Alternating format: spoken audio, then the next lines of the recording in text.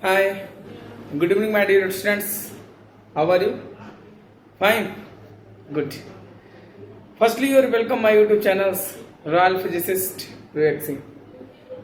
Today, start a new topic, most important topic, Coulomb's law and vector form in Coulomb's law. Students कोई भी exam हो, board examination का हो, चाहे competitive exam हो, जैसे आईआईटी जेईई का एग्जामिनेशन हो, चाहे मेडिकल एग्जामिनेशन हो, चाहे नीट का एग्जामिनेशन हो, वो जो भी एग्जाम होंगे उसमें फिक्स है कि इस पे कूलम्ब्स लॉ पर बेस्ड न्यूमेरिकल आना ही आना है। बोर्ड एग्जामिनेशन हो तो इसकी थ्योरी लिखने के लिए आएगी, इसका डेरिवेशन लिखने आएगा। तो कूलम्ब्स लॉ के दो फॉर्मूले आपको दिए जाएंगे, एक कूलम्ब्स लॉ का दिया जाएगा और कूलम्ब्स लॉ का ही वेक्टर फॉर्म में दिया जाएगा। तो उन दोनों में से कोई एक एग्जाम आपको एक फार्मूला आएगा एग्जाम में, बोर्ड एग्जाम में लिखने के लिए आपको क्या करना होगा, लिखना होगा। न्यूमेरिकल, इस पे बेस्ड न्यूमेरिकल भी आ सकते हैं, कॉम्पिटेटिव एग्जाम होगा तो उस पर भी बेस्ड न्यूमेरिकल, तो बोर्ड में थोड़ा सा इजी रहेगा।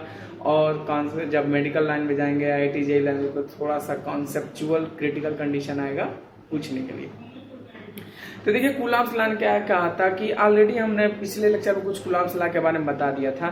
तो देखिए कूलम्ब्स लॉ ने क्या बताया था, कूलम्ब्स लॉ ने दो चार्जेस को लिया था, क्योंकि ऑलरेडी हमने चार्ज में कुछ पढ़ लिया था कि चार्ज के बीच अट्रैक्शन लगता है, रिपल्सन लगता है। जब दो सेम चार्जेस होते हैं तो उनके बीच फोर्स ऑफ रिपल्सन लगता है, जब दो अपोजिट चार्जेस होते हैं तो उनके बीच फोर्स ऑफ अट्रैक्शन लगता है। तो कूलम्ब्स ने उनके दो चार्जेस के बीच लगने वाले फोर्स के वैल्यू को मेजर किया, कितना फोर्स लग रहा है, कितना फोर्स ऑफ अट्रैक्शन लग रहा है, कितना फोर्स ऑफ रिपल्सन लग रहा है दो चार्जेस के बीच। उन्होंने दो फार्मूला दिया था। उन्होंने जो कूलम्ब्स लॉ ने पहला फार्मूला दिया था वो ओनली फॉर पॉइंट चार्ज के लिए था। किसके लिए था? ओनली फॉर पॉइंट चार्ज के लिए ही था। पॉइंट चार्ज में बहुत ही छोटे चार्ज, किसी की कंपेयर की तुलना में, जैसे मान लेते हैं यहाँ से 1 किलोमीटर कोई लेंथ है, जैसे कोई एक रॉड है जिसका लेंथ कितना है 1 किलोमीटर, और एक छोटा सा रॉड है 1 सेंटीमीटर। तो उस 1 किलोमीटर के कंपेयर में, उतने बड़े रॉड के कंपेयर में जो 1 सेंटीमीटर का रॉड है वो पॉइंट रॉड कहलाएगा, पॉइंट चार्ज के फॉर्म में वर्क करेगा। तो यानी बहुत सारे चार्जेस के बीच एक कोई चार्ज होगा और एक और बहुत सारे चार्जेस, एक चार्ज, उन दो छोटे चार्जेस के बीच कितना फोर्स ऑफ अट्रैक्शन लग रहा है वो निकालेंगे इस फार्मूले के बेस पर। जैसे कोई एटम है तो प्रोटॉन और इलेक्ट्रॉन के बीच कितना फोर्स ऑफ अट्रैक्शन लग रहा है उसको हम फाइंड आउट करेंगे इस फार्मूले से। तो उन्होंने देखिए क्या दिया था, दो अपना स्टेटमेंट दिया था कि जो दो पॉइंट चार्ज है कितने डिस्टेंस पर है, r डिस्टेंस पर है। तो एक चार्ज q1 और एक चार्ज q2, इनके बीच का जो सेपरेशन है, इनके बीच का जो डिस्टेंस है वो क्या है, r है। तो कितना फोर्स ऑफ अट्रैक्शन लगेगा, चाहे फोर्स ऑफ रिपल्सन लगेगा, वो चार्ज पे डिपेंड कर रहा था और इसके डिस्टेंस पे डिपेंड कर रहा था। तो दो force of attraction directly proportional to the product of these two charges, यानी Q1 Q2 का जो प्रोडक्ट होगा directly proportional to the force of attraction और फोर्स ऑफ रिपल्सन। जितना ही चार्ज की वैल्यू ज्यादा होगा फोर्स ऑफ अट्रैक्शन उतना ही ज्यादा होगा, फोर्स ऑफ रिपल्सन उतना ही ज्यादा होगा। और सेकंड क्या था, force is inversely proportional to the 1/r square. यानी फर्स्ट स्टेटमेंट था F is directly proportional to Q1 Q2, second था वो F equal to 1/r square, ये स्टेटमेंट था। सेकंड थर्ड देखिए, जब इन दोनों फार्मूले को जब हम कंबाइन करेंगे तो क्या आएगा, F is directly proportional to the Q1 Q2/r square. देखिए साइंस के व्यू में जब प्रोपोर्शनलिटी कांस्टेंट हटता है तो वहां प्रोपोर्शनलिटी साइन हटता है, तो वहां पे कांस्टेंट की वैल्यू रखी जाती है। कूलम्ब्स ने अपना कांस्टेंट रखा, के रखा, जिसने रखा F is equal to K Q1 Q2/r square. इस के क्यू वैल्यू उन्होंने बताया था 1/4 pi epsilon naught, 1/4 pi epsilon naught, यानी कूलम्ब्स कांस्टेंट। उस के को उन्होंने क्या बताया, Coulomb's constant F equal to K Q1 Q2/r square, where K equal to 1/4 pi epsilon naught, where epsilon naught is known as permittivity of free space. Epsilon naught को उन्होंने क्या बताया, परमिटिविटी ऑफ फ्री स्पेस। अभी तक आपके सामने ऐसा constant नहीं आया था प्लस 2 में, लेकिन अब आपके सामने प्लस 1 में 10th में ऐसा कोई कांस्टेंट नहीं था। अब आपके सामने एक नया कांस्टेंट आया है एप्सिलॉन 0, जिसको उन्होंने नाम दिया परमिटिविटी ऑफ फ्री स्पेस। यानी आपके सामने कूलम्बियन फोर्स आया F equal to 1/4 pi epsilon not Q1 Q2/r square. तब सबसे जो नेक्स्ट क्वेश्चन अराइज होता है कि ये एप्सिलॉन जीरो है क्या, परमिटिविटी ऑफ फ्री स्पेस है क्या। देखिए ध्यान से सुनिए student, permittivity of free space क्या है। जैसे देखिए क्लास 10th में जब आपको लाइट पढ़ाया जा रहा था तो उसमें आपको एक टॉपिक पढ़ाया गया होगा, रिफ्रैक्टिव इंडेक्स पढ़ाया गया होगा। तो रिफ्रैक्टिव इंडेक्स के बारे में आपको टीचर्स ने बताए होंगे, ठीक, जो हम भी अपने क्लास में बताए थे। तो जो आप रिफ्रैक्टिव इंडेक्स के बारे में टीचर्स ने बताया होगा कि रिफ्रैक्टिव इंडेक्स मीडियम पर डिपेंड कर रहा था। रिफ्रैक्टिव इंडेक्स मीडियम पे डिपेंड कर रहा था कि लाइट कहाँ से कहाँ पास करी, किस मीडियम से किस मीडियम पास कर रही है। Water to liquid, water to kerosene जा रहा है या एयर टू पेट्रोल जा रहा है, एयर टू डायमंड जा रहा है, कहाँ जा रहा है वो मीडियम पर डिपेंड कर रहा था रिफ्रैक्टिव इंडेक्स। यानी रिफ्रैक्टिव इंडेक्स ये बता रहा था लाइट कितना डेविएट हो रहा है अपने पाथ से। रिफ्रैक्टिव इंडेक्स ये बता रहा था कि कितना डेविएट हो रहा है अपने पाथ से। समझ में आया? यानी उसकी कितनी स्पीड डिक्रीज कर रहा है, लाइट की स्पीड को कितना डिक्रीज कर रहा है, वो ये रिफ्रैक्टिव इंडेक्स बताता। ठीक वही परमिटिविटी है, एप्सिलॉन जीरो भी वही बता रहा है, परमिटिविटी ऑफ फ्री स्पेस की परमिटिविटी किस पे डिपेंड करता है स्टूडेंट, मीडियम पे डिपेंड करता है। समझ में? ये मीडियम पर देखिए, ध्यान से देखिए, जो ये वैल्यू अगर यहाँ पुट करेंगे तो क्या होगा, f equal to 1/4 pi epsilon not q1 q2 upon r square. यानी एप्सिलॉन जीरो मीडियम पे डिपेंड करता है। जैसे जैसे मीडियम चेंज करेंगे तो एप्सिलॉन जीरो की वैल्यू क्या होगा, चेंज होगा, कांस्टेंट नहीं रहता, चेंज होगा। यानी इसकी वैल्यू जितना ही ज्यादा होगा फोर्स ऑफ अट्रैक्शन उतना ही कम होगा। समझ में आया? और इसकी वैल्यू जितना ही कम होगा फोर्स ऑफ अट्रैक्शन उतना ही ज्यादा होगा। यानी ये मीडियम पे डिपेंड कर रहा था, ये फोर्स की वैल्यू को चेंज कर सकता है।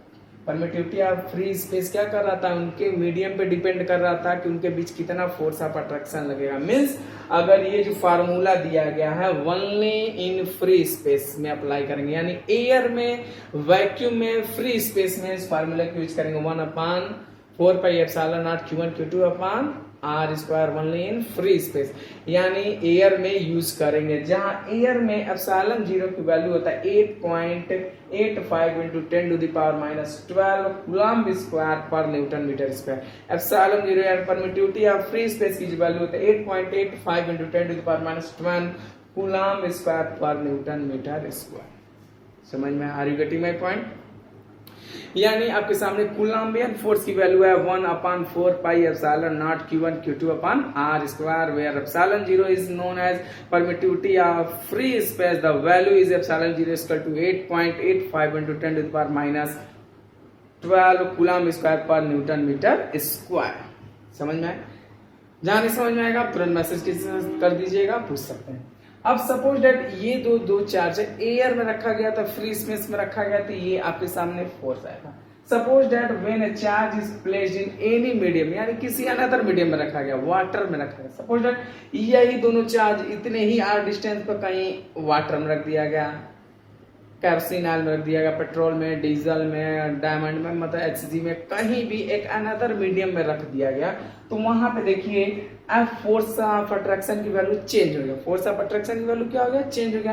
तो मान लीजिए किसी मीडियम पे रखा है तो F M equal to 1/4 pi epsilon q1 q2 upon r square. ये तो आप जानते हैं, ये जानते हैं, सिर्फ एप्सिलॉन की वैल्यू चेंज हुआ है क्योंकि epsilon depend on the medium. तो F equal to 1/4 pi epsilon q1 q2 upon r square. ये किसी मीडियम के लिए है और ये फ्री स्पेस वैक्यूम के लिए। तो देखिए जब न्यूमेरिकल दिए जाएंगे तो आपको जो जिस मीडियम में रहेगा उस मीडियम में एप्सिलॉन की वैल्यू दे देगा और वैल्यू पुट करेंगे आप।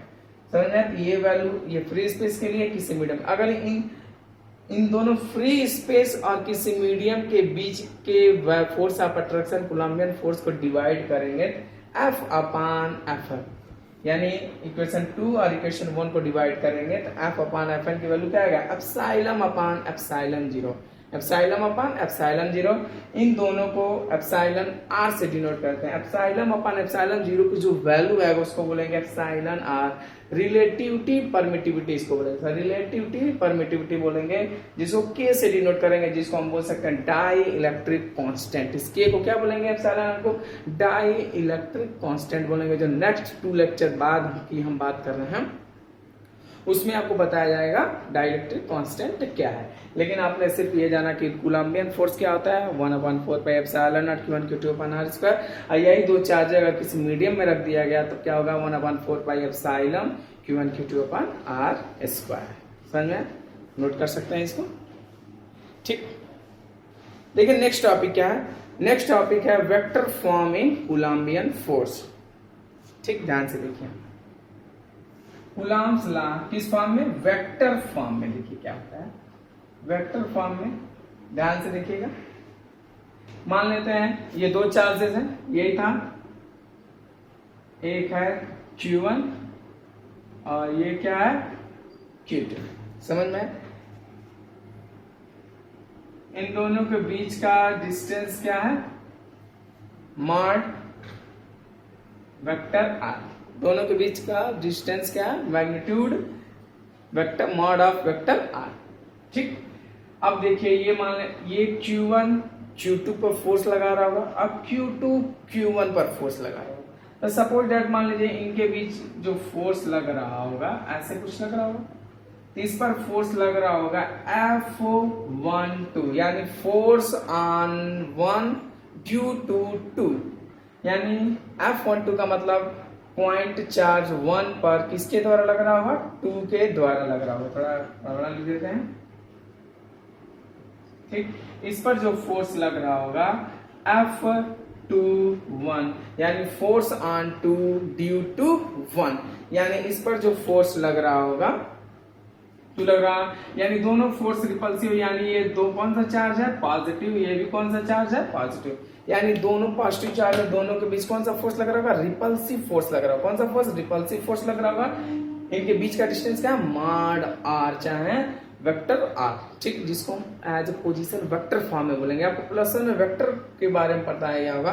तो सपोज दैट अगर हम Q1 पर फोर्स निकालें, क्या निकालें, Q1 पर फोर्स निकालें किसके द्वारा, Q2 के द्वारा। Q1 पर फोर्स लग रहा है किसके द्वारा, Q2 के द्वारा Q1 पर फोर्स लग रहा है, तो इनके बीच जो फोर्स होगा ऐसे कुछ होगा, पोजीशन वेक्टर ऐसे होगा, क्योंकि डिस्टेंस हमको निकालना है। अगर हमको फोर्स निकालना है Q2 पर फोर्स निकालना है किसके द्वारा, Q1 के द्वारा, तो इनके बीच जो पोजीशन वेक्टर होगा कुछ ऐसे होगा। ठीक, इसका जो पोजीशन वेक्टर होगा क्या होगा, पोजीशन वेक्टर माने displacement, final distance minus initial, sorry final position minus initial position, यानी पोजीशन वेक्टर। ये क्या हो जाएगा, R2 माइनस R1 वेक्टर हो जाएगा। ये क्या हो जाएगा, R1 vector minus R2 vector, यानी ये मॉड R की वैल्यू इन दो वेक्टर के बराबर होगा। दो वेक्टर का नहीं, इन पोजीशन वेक्टर के बराबर होगा। यानी अगर फोर्स हमको निकालना है किस पर, 2 पर, किसके द्वारा, 1 के द्वारा, तो पोजीशन वेक्टर क्या होगा, vector R2 minus vector R1। अगर फोर्स निकालना है 1 पर किसके द्वारा, 2 के द्वारा, तो पोजीशन वेक्टर क्या होगा, vector R1 minus vector R2 होगा। समझ में आया। अब देखिए आपको कूलम्बियन फोर्स के बारे में बताया गया था, तो सीधे हमको निकालना F12 निकालना, यानी हमको फोर्स निकालना है Q1 पर किसके द्वारा, Q2 के द्वारा Q1 पे फोर्स निकालना, यानी F12 निकालना। क्या निकालना है, ध्यान से देखिएगा स्टूडेंट, ध्यान से समझ में आएगा, बताइएगा F12। ये आप जानते हैं कि Q1 Q2 upon mod R का होल स्क्वायर। ये समझ में आएगा। ये तो डायरेक्ट वैल्यू पुट कर दिया, F12 equal to K Q1 Q2 upon mod vector R square. ठीक, तो देखिए हमको क्या पढ़ना था, वेक्टर फॉर्म पढ़ना था। क्या पढ़ना था, वेक्टर फॉर्म पढ़ना था। कूलम्बियंस लॉ इन वेक्टर फॉर्म पढ़ना था। सॉरी आपको स्टार्टिंग में नहीं लिख पाए थे। हमको क्या पढ़ना है, कूलम्बियंस लॉ इन वेक्टर फॉर्म। तो सपोज दैट मैं फिर अगेन बताता हूँ, दो चार्ज है प्लस Q1 प्लस Q2, दोनों सेम चार्ज है, इनके बीच रिपल्सिव फोर्स लग रहा होगा।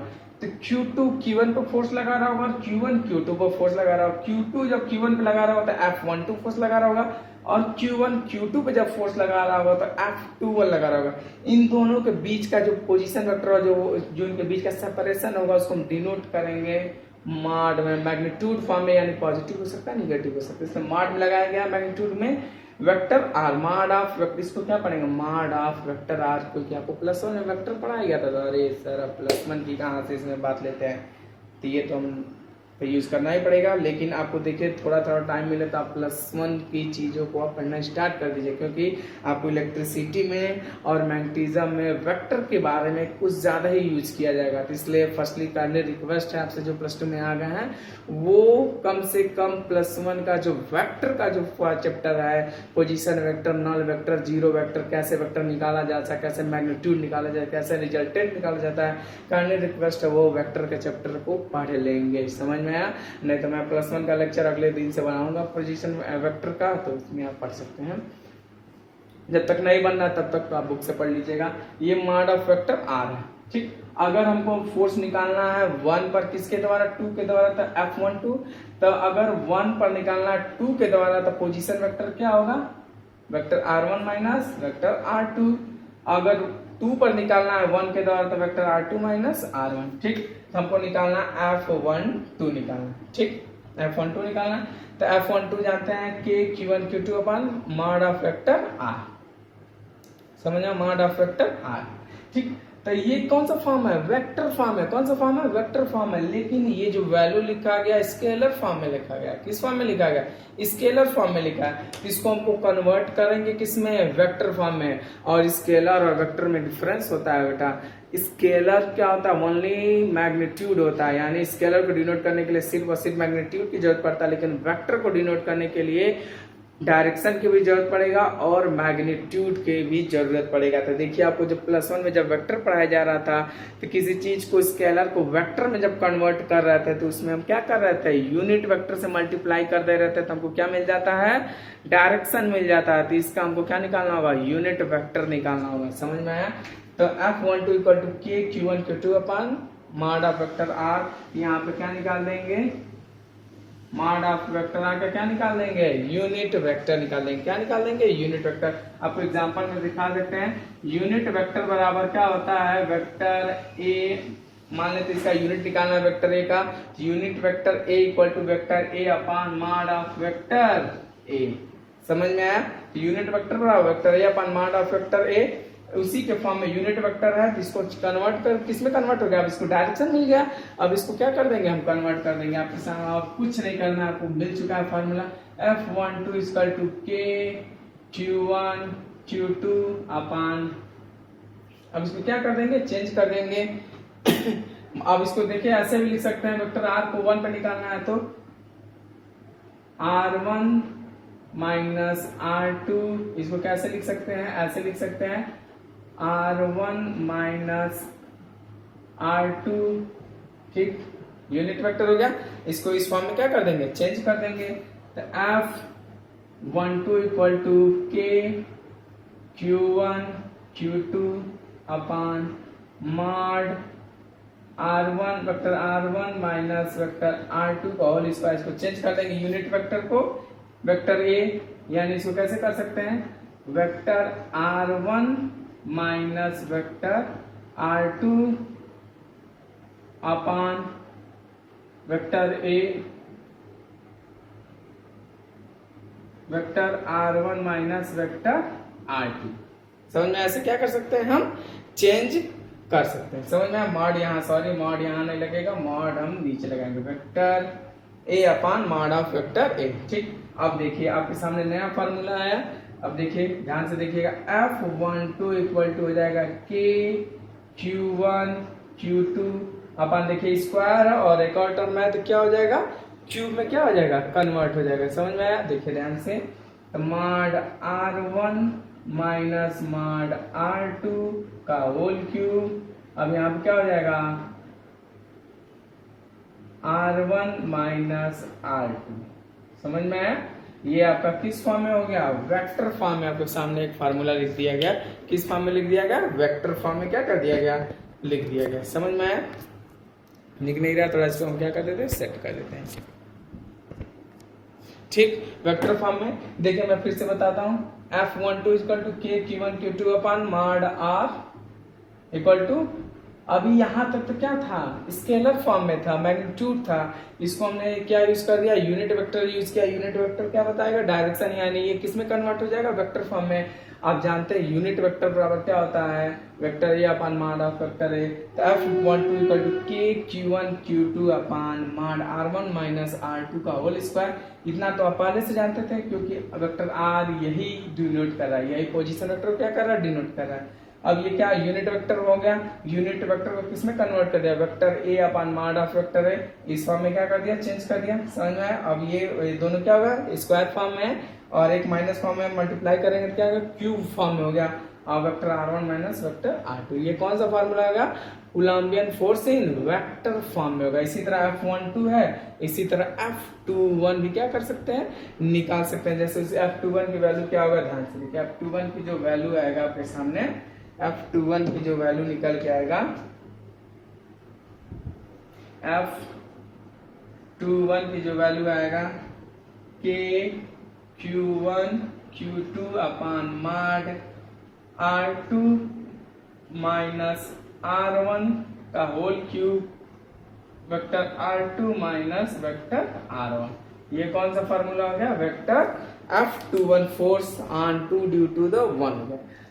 अब सबसे बड़ा क्वेश्चन ये था, सर आपने तो बताया था कूलम्बियन फोर्स होता है F equal to K Q1 Q2 upon R square, यानी F is inversely proportional to 1 upon R square. लेकिन आप तो यहाँ पे तो क्यूब हो गया सर, और उस वाले में तो स्क्वायर था। क्या वेक्टर फॉर्म गलत हो गया, वेक्टर फॉर्म गलत नहीं है, this is the correct form. ध्यान से देखिए, क्यूब है, ऑलरेडी यही टर्म ऊपर एक लिखा गया है, R2 माइनस R1 का होल क्यूब एक टर्म ऊपर लिखा गया, R2 माइनस R1, यानी इसको इससे क्या कर सकते हैं, एक टर्म कट सकता है, इसीलिए समझिए। तो यानी ऑलरेडी ये भी किस फॉर्म में लिखा गया, स्क्वायर फॉर्म में लिखा गया है। समझ में आया। इसको क्या कर सकते हैं, आप नोट कर सकते हैं। ठीक, देखिए ऑलरेडी आज हम लोगों ने क्या पढ़ा, कूलम्ब्स लॉ पढ़े और वेक्टर फॉर्म में कूलम्ब्स लॉ पढ़े। समझ में। देखिए इस पे एक बेस न्यूमेरिकल आपको मैं बता देता हूँ।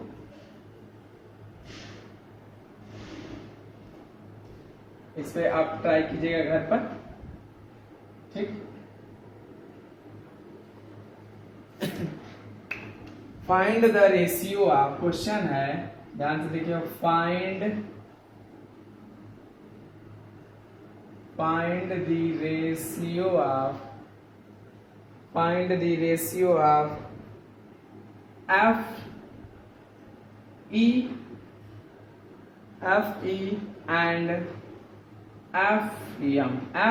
and FM for two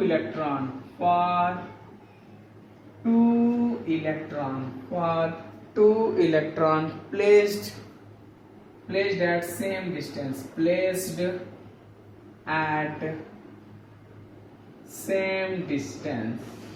in air।